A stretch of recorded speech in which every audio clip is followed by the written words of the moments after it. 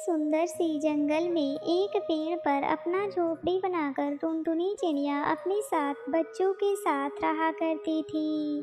टुनटुनी अपने बच्चों को खूब लाड और प्यार करती और उन सब का अच्छे से ख्याल रखती थी। ऐसे ही टुनटुनी को अक्सर घर से बाहर दाना लाने के लिए जाना पड़ता था और तब उसके छोटे छोटे बच्चे घर पर अकेले रहते थे। लेकिन टुनटुनी को हमेशा डर लगा रहता था, क्योंकि टुनटुनी को पता था कि जंगल में खतरनाक कौवे घूम रहे हैं और उन सब का नज़र उसके प्यारे प्यारे बच्चों पर है। इसीलिए टुनटुनी चिड़िया अपने बच्चों को समझाया करती थी। ऐसे ही एक बार टुनटुनी चिड़िया दाना लाने के लिए जंगल जा रही थी, तो उसने अपने बच्चों से कहा, देखो बच्चों, मैं बाहर जा रही हूँ, तुम सब घर पर ही रहना, दरवाजा ठीक से बंद कर लेना और हाँ, कोई भी अनजान पंछी आए तो दरवाजा मत खोलना। ठीक है माँ, हम दरवाजा नहीं खोलेंगे। तभी उसमें से सबसे छोटा वाला बच्चा बोला, लेकिन माँ, हम आपको पहचानेंगे कैसे? तभी टुनटुनी चिड़िया सोचने लगी। कुछ देर सोचने के बाद बोली, बच्चों, जब मैं दरवाजा पर आऊंगी तो ये गाना सुनाऊंगी। चुन चुन करती आई चिड़िया, दाल की दाना लाई चिड़िया। जब तुम ये गाना सुनोगे तभी दरवाजा खोलना। और यह कहकर टुनटुनी चिड़िया अपनी टोकरी उठाई और चली गई जंगल में भोजन लाने के लिए। मगर इधर एक कौवा टुनटुनी और उसके बच्चों को सारी बात छुपकर सुन रहा था। अच्छा, तो टुनटुनी चली गई और उसके बच्चे घर पर अकेले हैं और इनका राज हमें पता भी चल गया है। ऐसा बोलते हुए कौवा टुनटुनी की झोपड़ी के पास गया और दरवाजा खटखटाने लगा और अपनी बेसुरी आवाज में गाना गाने लगा। चुन चुन करती आई चिड़िया, दाल की दाना लाई चिड़िया। अरे वाह माँ, तो आ गई, चलो दरवाजा खोलते हैं। मगर माँ, इतनी जल्दी कैसे आई हैं? रुको, दरवाजा मत खोलो। ये आवाज तो हमारी माँ की नहीं है। हमारी माँ तो कितना मीठा गाती है और ये जैसे कोई मेढक टर टर कर रहा हो। हाँ हाँ, तुम हमारी माँ नहीं हो, चले जाओ यहाँ से। इतना बात सुनकर कौवा परेशान हो गया। अरे बेटा, मैं ही तुम्हारी माँ हूँ, खोलो दरवाजा। नहीं नहीं, तुम हमारी माँ नहीं हो सकती। हमारी माँ की आवाज तो मीठी है और तुम्हारी मेढक की जैसी। इतना बात सुनकर कौवा समझ गया कि बच्चे यूं ही नहीं हाथ आएंगे और फिर कौवा सोचने लगा, क्या करूं, मेरी आवाज भी कितना बेसुरा है, क्या करूं क्या करूं। हाँ, क्यों नहीं, शहद पी के आकर बच्चों से दरवाजा खुलवाऊं। कौवा समझा कि शहद पीने से उसकी आवाज टुनटुनी जैसी मीठी हो जाएगी और उसने जंगल में मधुमक्खियों का छत्ता खोज लिया और किसी तरह शहद पीकर टुनटुनी चिड़िया के झोपड़ी के पास आया और दरवाजा खटखटाने लगा। चुन चुन करती आई चिड़िया, दाल की दाना लाई चिड़िया। लगता है माँ आ गई हैं, चलो ना दरवाजा खोलते हैं।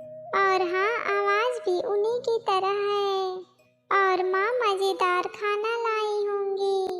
हाँ हाँ, खोलो दरवाजा। तभी उसमें से सबसे छोटा वाला बच्चा बोला, रुको, पहले मुझे देखने दो, दरवाजा पर माँ है या कोई और। टुनटुनी के सबसे छोटा वाला बच्चा दरवाजा के पास गया और नीचे से देखा, ये हमारी माँ नहीं है। हमारी माँ के पैर तो गोरे चिट्टे हैं और इसका पैर काला कल उठा है। ये हमारी माँ नहीं है, मत खोलो दरवाजा। तुम हमारी माँ नहीं हो, तुम्हारे पैर तो काले हैं और हमारी माँ का पैर तो गोरे चिट्टे हैं, चले जाओ यहाँ से। हे भगवान, ये बच्चे हैं या जासूस? लेकिन इतना जल्दी कौवा हार मानने वाला नहीं था। कौवा फिर गया गांव के चक्की पर। दोपहर का टाइम था, चक्की वाला आराम फरमा रहा था। तभी कौवा अपना पैर आटे में डाल देता है। उसका पैर टुनटुनी के पैर के जैसे गोरे हो जाते हैं। देखता हूँ कैसे बच्चे दरवाजा नहीं खोलते हैं। कौवा तुरंत टुनटुनी के झोपड़ी के पास पहुंचा और दरवाजा खटखटाया। चुन चुन करती आई चिड़िया, दाल की दाना लाई चिड़िया। लगता है माँ आ गई है। हाँ हाँ, आवाज तो माँ की जैसी मीठी है। हाँ चलो ना, दरवाजा खोलते हैं। रुको, पहले मैं देखता हूँ बाहर माँ है या कोई और। इस बार तो पक्का माँ ही आई होंगी। हाँ हाँ, इस बार तो माँ ही है। देखो ना कितनी मीठी आवाज है। चलो ना, खोलते हैं दरवाजा, मुझे भूख लग रही है। नहीं नहीं, दरवाजा मत खोलो, ओ कोई और है, हमारी माँ नहीं है।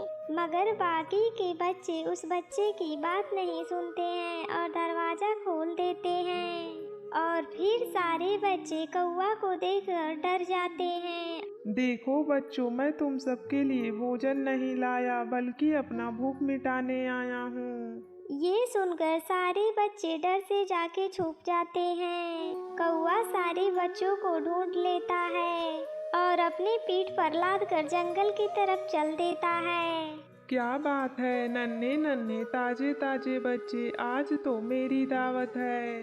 पर कौवा की नजर से एक बच्चा बच जाता है जो सबसे छोटा था। कौवा का ध्यान उस पर नहीं गया और वो बच गया।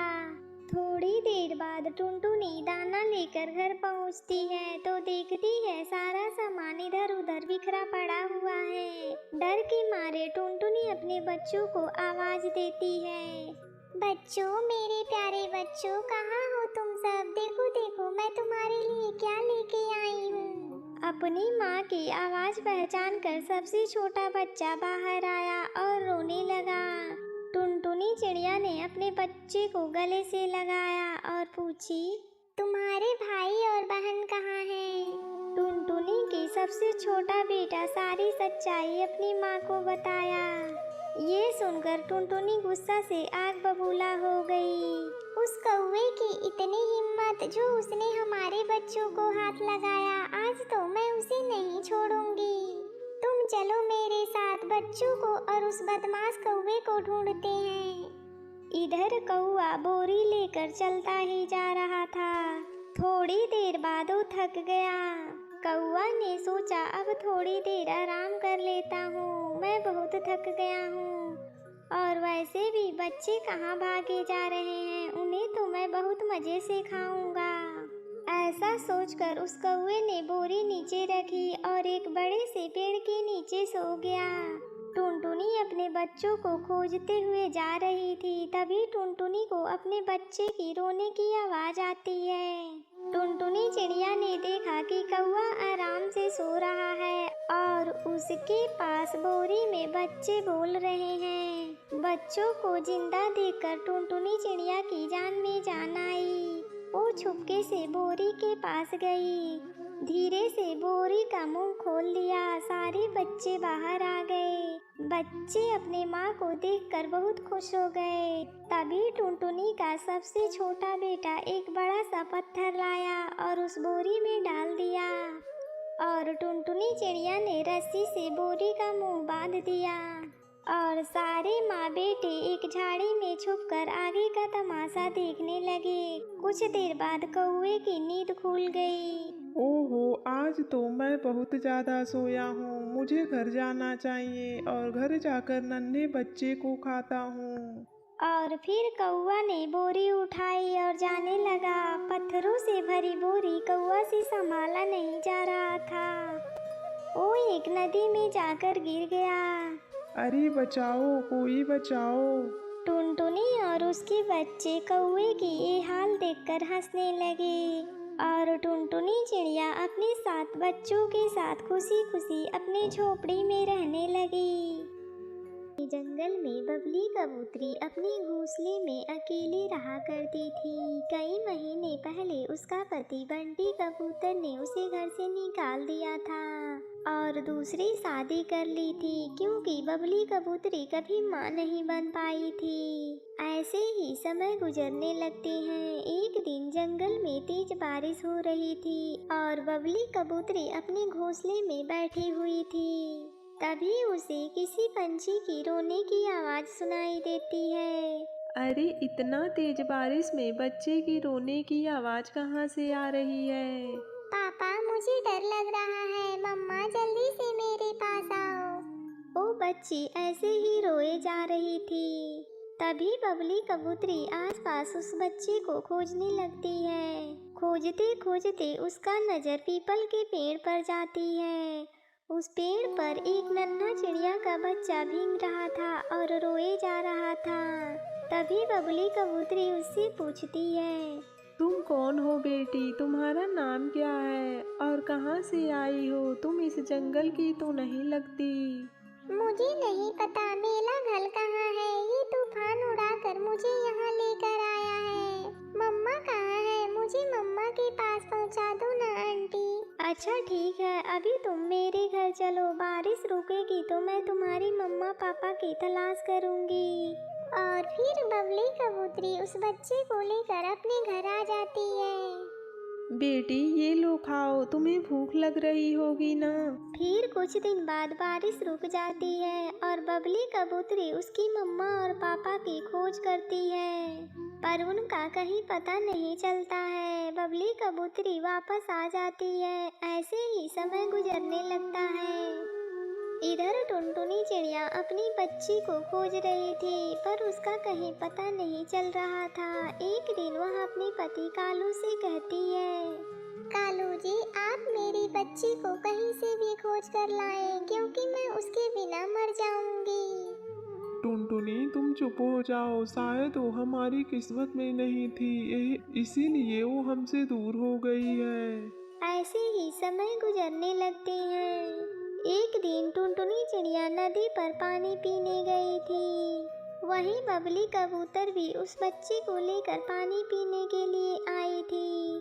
टुनटुनी चिड़िया अपनी बेटी को देखकर पहचान जाती है और बबली कबूतरी से पूछती है, बहन आप इसको कहाँ से पाई है? आंटी आपका दिमाग तो खराब नहीं है, ये मेरी माँ है। नहीं नहीं बेटी, ये ठीक कह रही हैं, तुम हमारी बेटी नहीं हो। मैं तुझे एक तूफान में पाई थी।